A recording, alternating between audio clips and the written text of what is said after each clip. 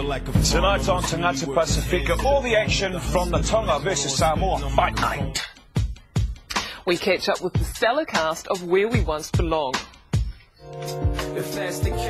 And we hook up with hip-hop artist Flows on the release of his new album.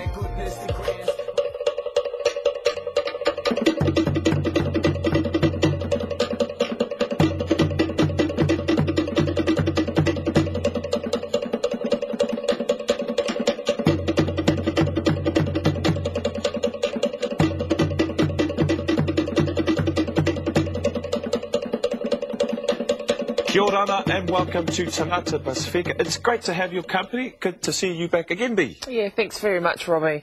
Whakalovile atu, today we have a great show for you. That's right, and it all starts with boxing. It was billed as Tonga vs Samoa 3, third in a series of fights which started in Tonga late last year.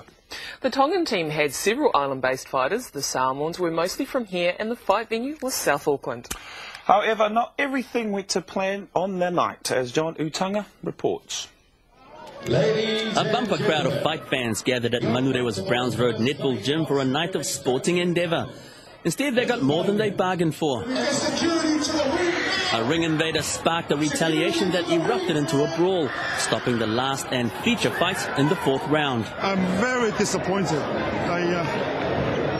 I don't know what to say. I'm very disappointed. Earlier in the night, things were looking up. The Samoa versus Tonga rivalry is certainly a promoter's dream. I believe that Samoa and Tonga have some of the best fighters out of the Pacific Islands. So we've decided to step it up. We've done the first two promotions in Tonga, and part 3 is happening right now here in New Zealand. I thought it was a great idea of having a part 3 in New Zealand. It's never happened, so something different. 4 amateur fights were on the card, as well as 6 pro fights, and they included the women's bout featuring Cook Islands boxer Christina Tai fighting on the Samoa card.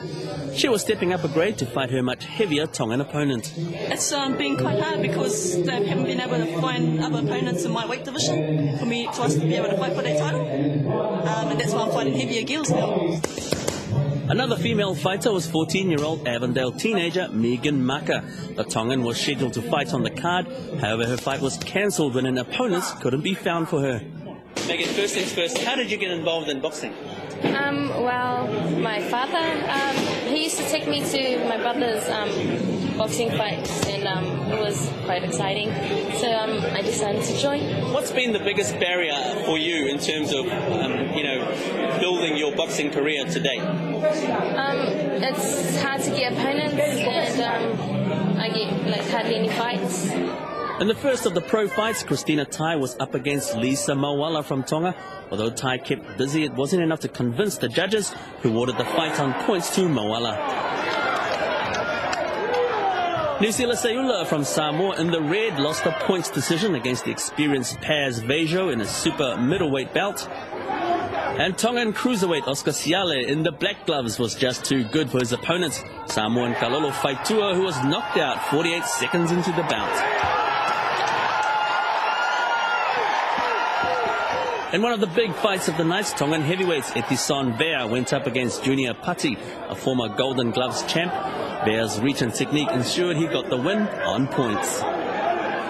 Classy Samoan Yonatana Pula fought Kiwi Dion McNabney from Hamilton in one of the best bouts of the night. Both fighters standing toe-to-toe, but it was the busier Pula who outpointed his opponent. Fighting from out of the red corner. For fight fans and trainers, tournaments like these are what's needed to grow the sport. And if crowds are anything to go by, boxing has a huge future in the Pacific community. We need a lot more of these tournaments to bring up all these talents, which is the Samoans and the Tongans. And Ken is doing a good job, Billy, and I think we need a lot more of those to bring up the talents with the Pacific Island guys. The last fight of the night was the main event. Tongan heavyweights Nela Fifita going 6 rounds against former Samoan Olympian Bob Gasio from Mangere. Both fighters took only a short while to sort each other out, but once they got going, the slugfest began. By the end of the fourth round, both fighters were nearly out on their feet. That's when a drunken spectator decided to launch himself into the ring. What followed was an all-in brawl as security struggled to control things. It was all happening, a lot of support from both sides of the Samoan and the Tongans, and somebody had to spoil it. With nearly 10 minutes lost in the fight, there was only one thing to do. Now, ladies and gentlemen, under the rules of professional boxing worldwide, an incident like this, the fight is off. The fighter in the lead on points at the time of the disruption is declared the winner.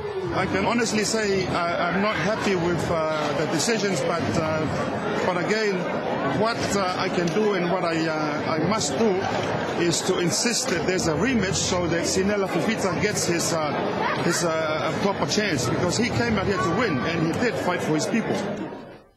Yes, that's a different way to end a boxing match, isn't it? Boxing for everyone. Already the talk around town is a heavyweight rematch in June called Tonga versus Samoa, the final showdown. Let's hope they have better security this time. Let's hope so.